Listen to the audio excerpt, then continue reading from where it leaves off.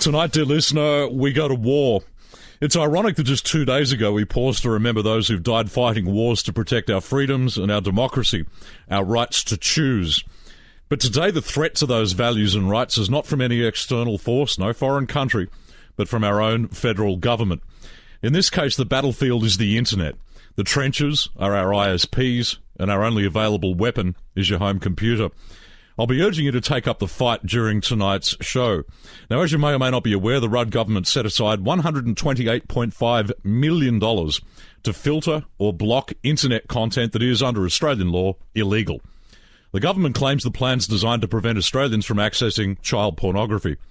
But in reality, once the issues have all played out, both technically and politically, it's entirely possible that the bans would affect anything the government deemed inappropriate. And we, the internet users of Australia, wouldn't have a clue what we're not able to access.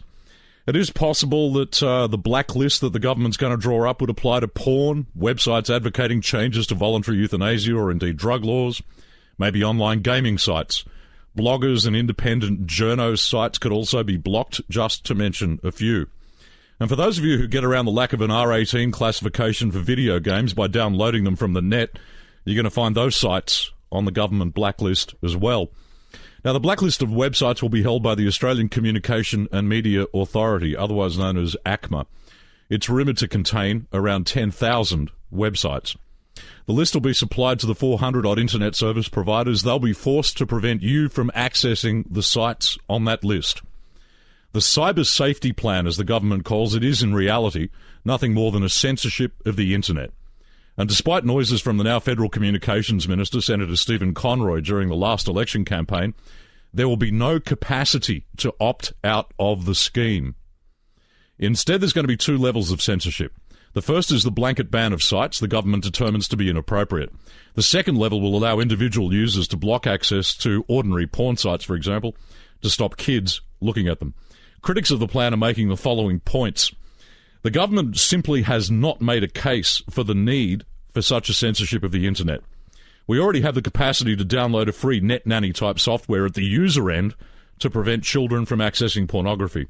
It cost $84 million of your money to develop, was hacked in 30 minutes by a 16-year-old, and the take-up rate so far has been pathetically low.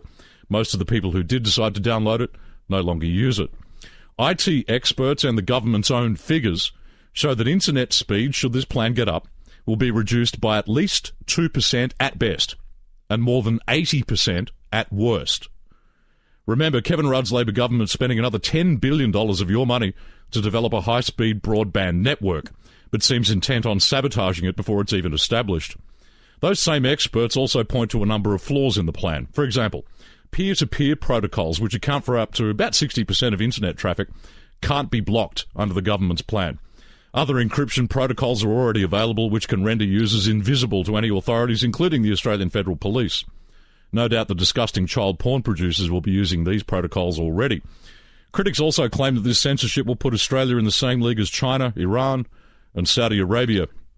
So tonight, I'm going to dedicate a good slab of the show to finding out exactly what's going on and why we need to take a stand and fight this attack on our so far uncensored internet. In the interest of fairness, I made a number of approaches to the Federal Communications Minister, Stephen Conroy, to come on the show tonight and explain his position. Late this afternoon, I received a reply from his media advisor. The Senator is not available to talk. Not surprising, given how low-key the government wants to keep this issue. One of those advisory groups that the government can discreetly ignore whenever they feel like it. Now, when I mentioned that we were going to do this subject, I got a raft of emails from experts working in the industry who are listeners in their spare time. One of those is Matthew Black, who's an IT professional. I've got to tell you, has more letters after his name. He's got an MBA, he's got a Bachelor of Science degree, he's got all sorts of diplomas, and he is a member of the he's a senior member of the Australian Computer Society website, which is the usual number of W's, peregrineit.net. His name is Matthew Black. G'day, Matthew. Hi. G'day, Spoonman. How are you, mate? I'm very well, my friend. Now, I am not an IT expert by any stretch of the imagination. I get a general gist of how the system works and roughly what goes on.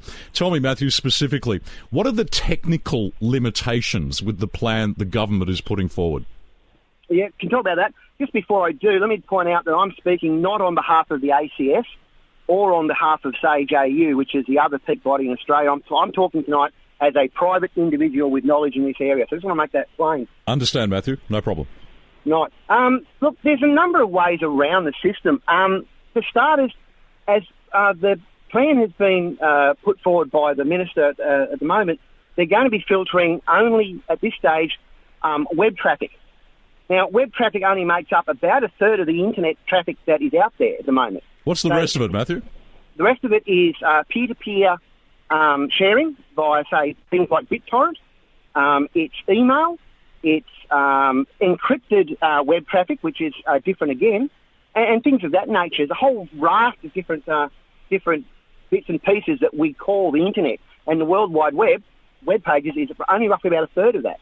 So there's a massive capacity for those who do wish to transmit material that the government would deem inappropriate to do so beyond the scope of their plan. Oh, certainly. That's one of the main faults of the plan that the government's put forward so far. Okay, what about the effect of the speed of the internet, Matthew? And we need to background this with, of course, the concept that the federal government's spending $10 billion of our money to create a high-speed broadband network, which they seem intent on choking before it even gets up. What sort of effect do you really will think it has on internet speeds, for example? Well, the government's own pilot program report specified that some of the filters that they're looking at actually slow down the internet by up to 87%. So call it 80%, call it 4/5. That's the first step. Now, that particular filter, the one that does slow down the internet the most, is also the one that's the least effective at the filtering. What about the most effective end, Matthew? What sort of slowdown are we talking about there for the package, the process that manages to catch more of the websites that they're looking for? Sorry, I just misspoke. Let me rephrase that. The filtering system that slows down the internet the most is the one that is the most effective. My fault. I see. Okay, so most effective but slows down. That's what I was trying to get at. Okay, that makes sense. Sorry, I misspoke. But even the most effective filter still lets through roughly 2% of the stuff it should be stopping, and it stops roughly 3% of the stuff it should not be stopping. Now, to put that in perspective, some estimates put it that there are 2 billion, that's billion with a B, 2 billion websites out there.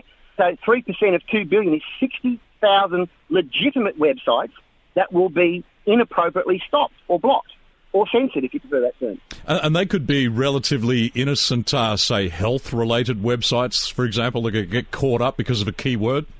Exactly. I mean, the classic example everybody uses is sites about breast cancer. The word breast, obviously, can be used both medically and also for pornographic reasons. And so that's one word that's one example of a potential site that will be blocked inadvertently. So clearly, Matthew, at the end of the day, what we're talking about here, in terms of the optimal system for parents or others concerned about the type of content appearing on their home PC, it is a PC-based software package like a Net Nanny that has nothing to do with blocking anything at the ISP level. That's correct. And what makes this argument so interesting is that if parents want to have a filtered internet feed, that's available in the market right now. There are ISPs out there that provide this feed. WebShield, for example, is a perfect example. Also, the last government, the Liberal government, made available free of charge, and it's still free of charge, I might add, a whole bunch of PC-based filtering that parents could download from netalert.org.gov.au, I think, the website. I'll check that out for you. So, no matter if parents want to filter the internet at their own PC, they can do so for free. If they want to subscribe to a filtered internet link, it's already available. Why is this being forced on the rest of us when there's no call for it? That's my question. And as I understand it, the one the government developed last year that you're referring to, there was roughly, if I'm not mistaken, around about 140,000 downloads of that, but subsequent figures indicated that a very small percentage of those people are still actually actively using it. That's correct. Look, bottom line is, the point of view that I have and a lot of others have is that there's actually no problem to deal with in the first place.